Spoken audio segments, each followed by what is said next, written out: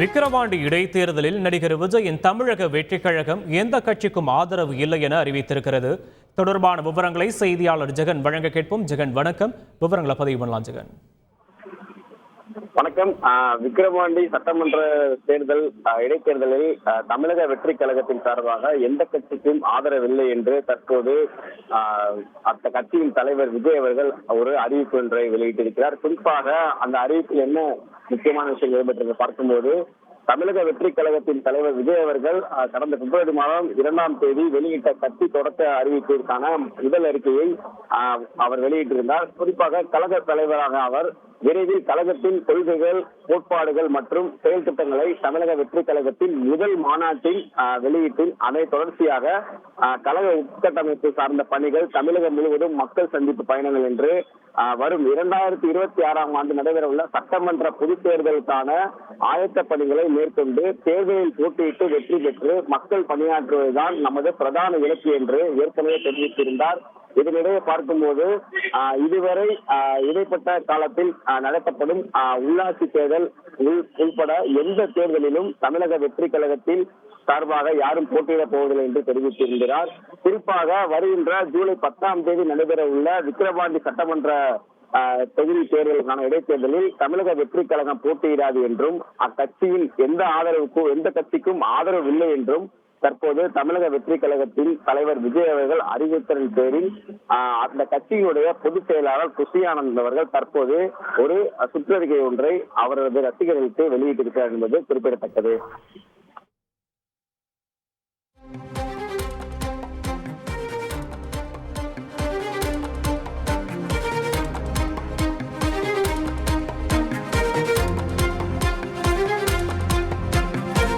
மேலும் ஜெகன், இந்த இடைப்பட்ட காலத்தில் நடத்தப்படும் உள்ளாட்சி தேர்தல் உட்பட எந்த தேர்தலுமே தமிழக வெற்றி கழகம் போட்டியிடாதுன்னு குறிப்பிட்டு இருக்கிறாங்களே, அது குறித்தும் பதிவு பண்ணலாம்.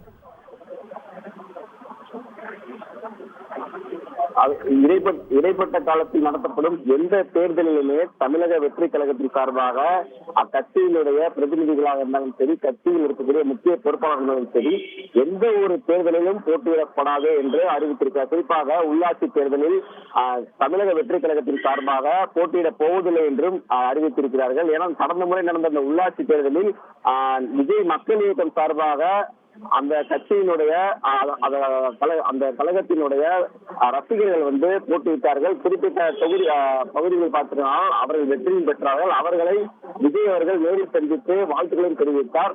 அதே போல் இந்த முறை நடைபெற இருக்கக்கூடிய இந்த உள்ளாட்சி தேர்தலில் தற்போது தமிழக வெற்றி கழகத்தின் சார்பாக போட்டியிடப் போவதில்லை என்றும் திட்டவட்டமாக தெரிவித்திருக்கிறார்கள். 2026 நடைபெறும் சட்டமன்ற தேர்தல் மட்டுமே குறிக்கோளாக வைத்து தமிழக வெற்றி கழகம் செயல்படும். ஏனென்றால் தமிழக வெற்றி கழகம் என்று கட்சியின் பெயரை அறிவித்த பிறகு தமிழக வெற்றி கழகத்தின் சார்பாக அவர்கள் சந்திக்கக்கூடிய முதல் தேர்தல் 2026 நடைபெறக்கூடிய சட்டமன்ற தேர்தல் என்பது திட்டவட்டமாக அறிவித்திருக்கிறார்.